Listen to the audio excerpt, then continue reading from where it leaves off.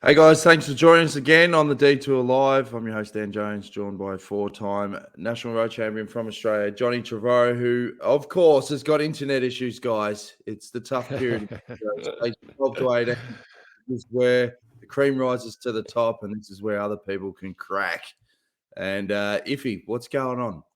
Come on, mate. Oh, yep. It's just a tough period. A week Wi-Fi. It was working. I was looking online, whatever, and nothing came through from you. And suddenly I was sort of on my phone. So then I've just taken it off and used my phone, and we're going. It's all good. All right. Well, it was on paper a day that looked for a breakaway, and that's exactly how it panned out. In Italy, back to back, they must be up and about over at the Giro, Johnny. Stefano Oldani. That's right. Yeah. Yes, teammate of Mathieu van der Poel, who was in the break, but they played it very smart. Van der Poel was on that last climb was an absolute ripper. I was surprised someone from the GC didn't decide to take it on. We did the feed on that last climb, which was the Velchio de Sasso, I think it was called, and it was very steep, but the whole bunch came through virtually intact. Even the sprinters were just off the back, and they went. Cav come past, said "G'day," so they weren't under a lot of pressure at all. But Cav's wanting to ride for another 2 years. I saw in the media, so why not? It was good on him. It was a long time, but he retired, and he's still a class act, as he's just proven. I reckon he'll go to a team who will love him. I mean, his time's done with the Wolfpack. I have no doubt about that. He won't get into Tour de France this year, and that's what he wants. He wants to be back at the Tour, where he should be. Can he do like a mid-season transfer to get a start at the Tour? Like, you've seen that happen in the past. I don't know about that. That's an interesting one. It has been done. It's not easy. I doubt that would happen, but anyway, yeah. Well, if Fevra can make some Bunsen burner out of it, I reckon he'd look at it. Just a brown paper bag and chop off in Belgium. He wouldn't look good if he got all that publicity and was winning a stage and breaking Merckx's record, and he was in another team. It wouldn't look so good for. Yeah, but as I said, brown paper bag. As long as he gets compensated nicely for it, he won't care. He's enjoying his Dom Perignon as it's all happening. Anyway, wonderful stage today. We're staying in a little village just out of San Remo, so we're actually on the last part of the course that just near the suppressor for Milan San Remo. So a beautiful part of the world down by the Mediterranean there, and it was a warm one and a great stage, and the boys from Bike Exchange were out and about, and a really good ride, actually, from Lucas. He was in the break. Him and Matteo Sobrero were both in that breakaway. But it split before the last climb, and they just got that fraction too much. So for then, that was around 30, 40, 50 seconds for the last 20K chasing into finish in Genoa. But it was a longer stage day, 204 kilometres, and a hot one. And it was a shame. Lucas just couldn't get across, but it would have been a sprint, and he's not a sprinter, so he probably would have had trouble. But impressive ride. The boys are up and about. Well, we've got grabs that I've pinched from Lucas and Whitey after the race. We'll play those a little bit later, but let's catch up with all the interviews you did before the start. Okay, just before the start of stage 12, and I've got Chris Jensen with me. Now, we've had lots of requests to talk with you from the fans out there, mate. But today is a day for the breakaway and a day for you. Oh, it could well be. I certainly think that we're all pretty keen to see what happens at the start. Keep an eye out, and hopefully we get some guys in the break. And if not, then there's also things to play for in the final, depending on if there's teams that look to control, which Alpecin may well want to, so it's going to be interesting. So, of course, your role's changed with what's happened on the Tour. Originally, at the beginning of this Giro, it was all about just protecting Simon, but now it's about a stage win, so everyone's got a different role to play. Absolutely, and I think when you build a team around a guy who's come here to win, then everyone's obviously on top form, including Simon, despite just one day. So with 2 weeks left, we still have plenty to play for or ride for. Now, I noticed the last couple of days you've been a bit more aggressive. You've been jumping up the road, trying to get something happening. I guess that'll be the strategy for today. Yeah, I think it's just like a question of flicking the switch and then looking at things slightly differently and trying to approach it in a different manner. So we'll just keep doing what we're doing. Now, I know you've got to go, but you've been with the team now, I think 7 years, and going on to 8. But you've got a different background because you're, Danish family, but you were born in Ireland and didn't live there until you were 16, so you've got a bit of a mixed accent there, mate. I do indeed, yeah. I spent the first 16 years in Ireland, so born and raised in Ireland, Danish parents, live in Denmark now, but consider myself half-half, especially when I'm here with the team, able to keep on top of my English, so as long as I keep hold of the old Irish twang, then everything's good. Well, more than half-half, because you've got a big part Aussie as well with all your time with the team. That's true. And your nickname is the Joker. Where does that come from? Oh, maybe it's because everyone thinks I'm a bit of a joke. No, I think it's because you play a few jokes. Maybe so. Good luck today, mate. Thanks, Iffy. See you. Okay, with me I've got Luke Roberts, the DS of DSM. So, wonderful stage win yesterday, mate. Yeah, it was great to see Alberto pick up a win. He's actually, since the Herald Sun Tour 2 years ago, 2020, picked up his first victory with the team. Since then, has been struggled a bit with his self-confidence. I've been trying to help him with it, keep trying to build him up, and yesterday it's paid off for him, and really happy little guy there. Yeah. Well, I do remember that, of course. It was into Shepparton, and he beat young Caden Groves as well. They're both youngsters, and I think he ran third maybe in the Cadell race that year as well. No, it was the race Torquay. Race Torquay. He was on the podium there. Yep. The Cadell Evans race was a bit too tough for him, but he's I said he's had some challenges and his progression, but it's going to be great for his confidence now to now he knows what he can do. So it was interesting in his post-race interviews. He talked about it. He realised he was in the position maybe for a podium, and then suddenly he flashed home. But gee, that last 30 metres was very quick. Yeah, he's definitely quick. When he gets a clear run, he can be up there with the best. But what we've seen yesterday, he's came in there, clear run, clear mind, and done a great sprint. So it was great to see him pick up that win. So what's the plans for today? Still, we just want to keep our focus on the GC. Keep getting Romain through these days, through this week as good as possible. Coming towards the weekend, we'll have some tougher stages. So it's all about conserving energy, keeping Romain in a good place, and then if it comes down to a bunch finish, we have a couple of options there, but first priority stays with the GC there. Yeah, a bit of a climb early, but then it'll be most likely a breakaway day, you think?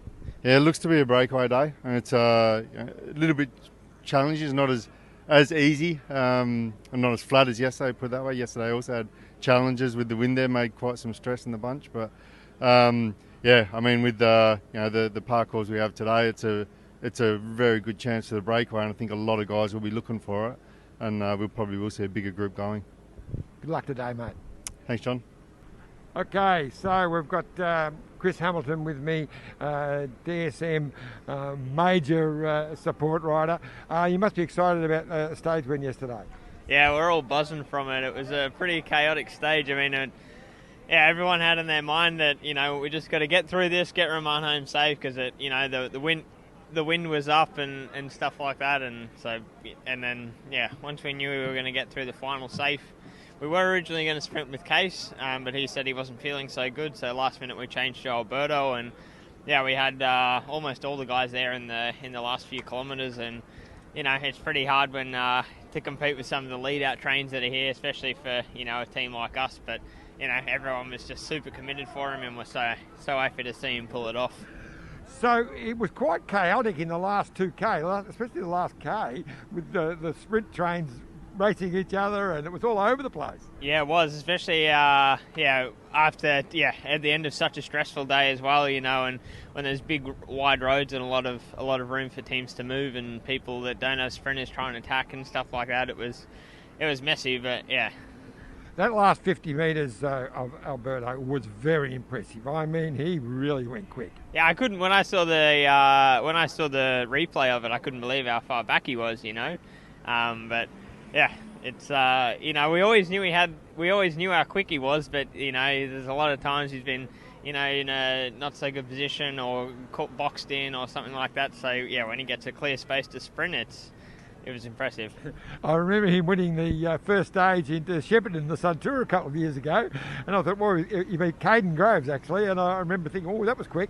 Yeah. I remember. Yeah, that was. I wasn't at that Suntour, but yeah, I guess that was probably his last pro win. So it's been a little while, and we came very close last year in the Vuelta a few times. So it's he's quick. So your role today, mate? Just take. Not take it easy, but, stay out of trouble, monitor who's going to be in the break. We have to make sure, there's not GC guys slipping into a bigger move, because on paper this looks like a pretty good breakaway day. So if there's, no GC threats or something in it, and they can, go clear out the road, and it might have 10 minutes or something like that. But I mean, you never know. You can't just assume it's going to be a breakaway. We still have to ride like we're going to have to, or even if it is a breakaway, we still have to be safe in the final. So there's always going to be a fight for that. But yeah, just get through the day as easy as possible and ready for the last week. Good luck to that, Chris. Thank you.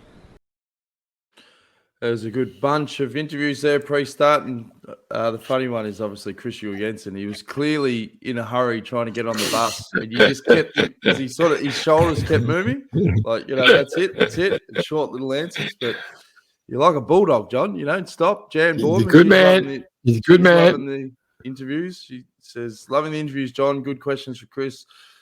July Jensen, and you're getting to get a great selection of different people in multiple teams. So if Jan's thanks, Jan, you're doing a good job.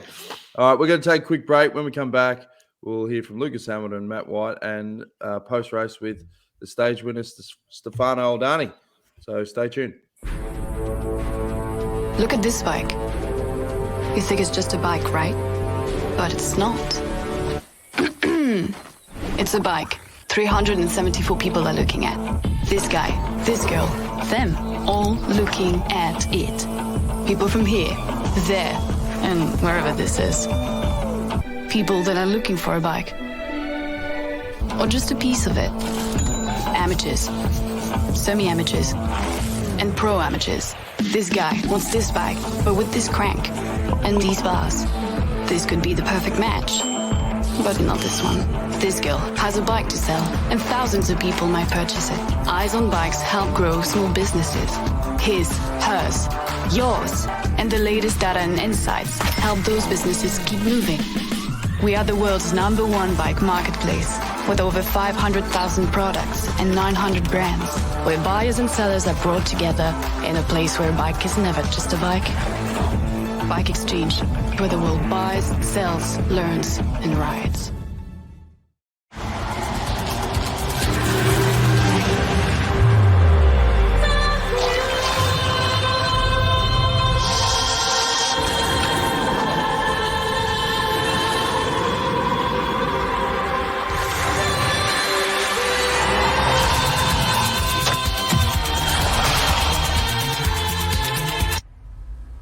Feel more in every moment. The all-new Lexus NX.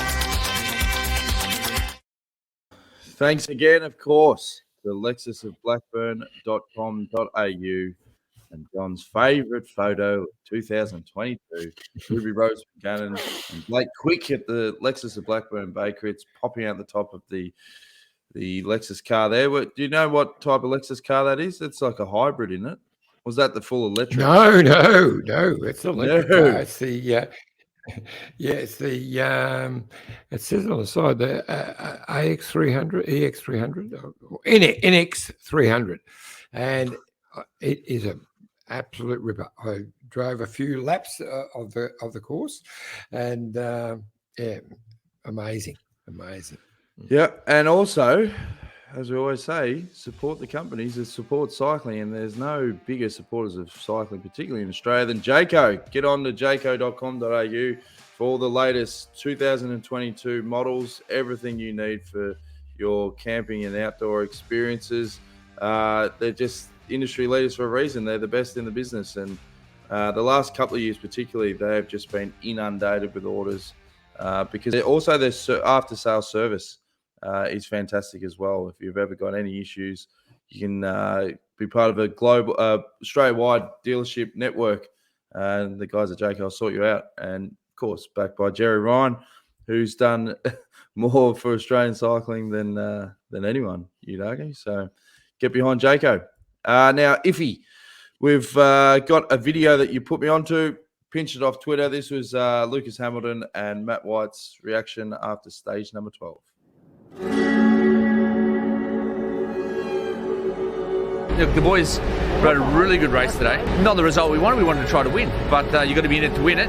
But they had first phase of the race covered, didn't miss any beats there. And then in the final, Lucas rode a really good final. The three guys out front were just too strong. I knew it was going to be tough there with such a large group to, sort of control those moves, slipping off the front. I sort of marked that climb as the climb where I was going to try and thin it down to just climbers. And the guys at the front just, they kept that gap all the way. We chopped off four of us over the top of the last climb as hard as we could, but it wasn't to be.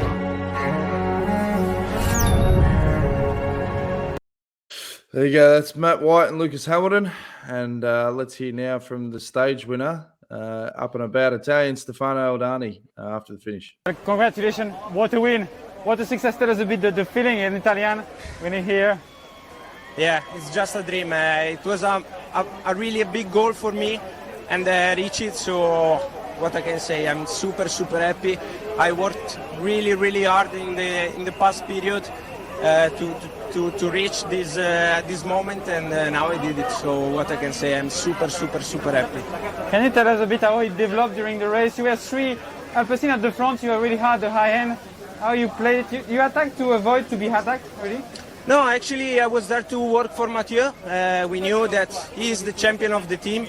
So our goal today was to be in the break, and if the break was quite big like today, to be present in more than one. We was in three. I think we was the only team with three guys in front. So I think we managed really well. And in the end, I was just trying to keep high the pace to don't let go Rota. And then we make a gap, me and the other guy of Jumbo. And when I saw it, I thought, okay, I just keep going. And then we worked really well all together, and we reached the finish. Can you tell us how you managed the sprint with Lam Riser attacking at the bottom of the little hill? How did you manage your effort? Yeah, actually, I was pretty sure that the guy of Jumbo was trying to anticipate. So I was looking at him, and I knew that it was not possible to let go if I really want to win. So I thought, okay, I just keep the three guys together, me and the other two guys together, and then I play with my sprint. I don't want to have any rethink about it. So okay, I thought, okay, I just close it, and then we will see in the sprint. Just to conclude, you said you worked really hard. What has changed for you since you have joined Alpecin? How did you evolve really as a rider? I think we worked really hard on trainings, on say food, what to eat, when eat, and I learned a lot of things from my trainers, from the team. So we did a lot of step up. And actually I want to do an altitude camp before to come here, because I never had the opportunity to go in altitude before Giro. So this year I did one altitude before the start of the season, and then another one before Giro. So I thought, okay, I want to be 100%. I want to do all what I can do to try to take something special like today, and to don't have any regrets, yeah. And actually I think that's my hard work pay off. Well, congratulations. Well done. Congrats. Awesome. Stefano Oldani. I better take his name down. A bit slack there. That was him after the finish. It was interesting. The three guys who sprinted for that stage, none of them had ever won a Grand Tour stage. So they were all in foreign territory, as they say. It was a very, very strong sprint between Rota and Oldani. But, yep, someone's going to win it.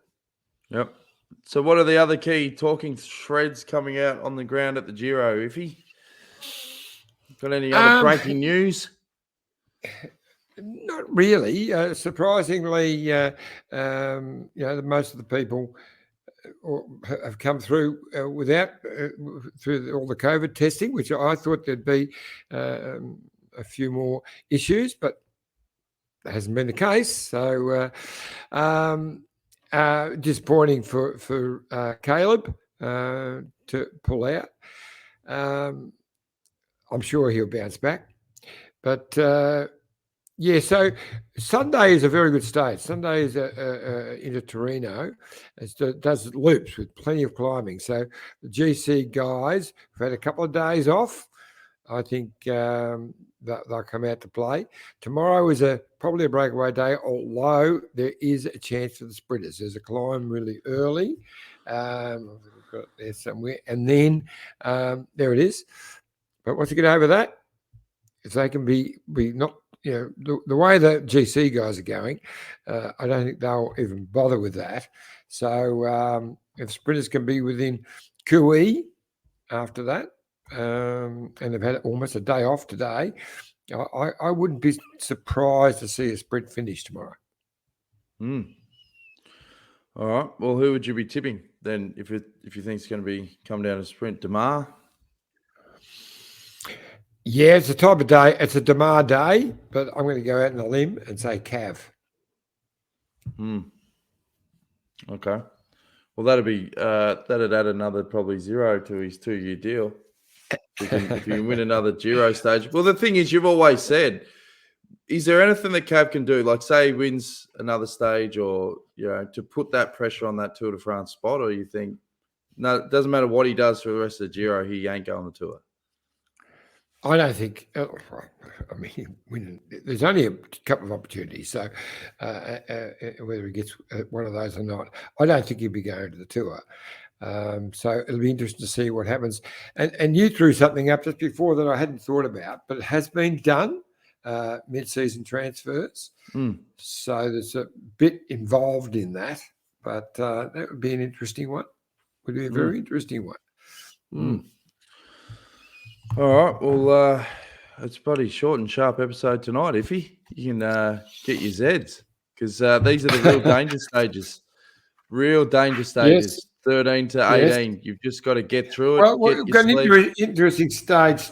We start in San Remo and head back virtually on the opposite way of the Milan San Remo, virtually going exactly the opposite way up the road, and then inland to right up to Cuneo.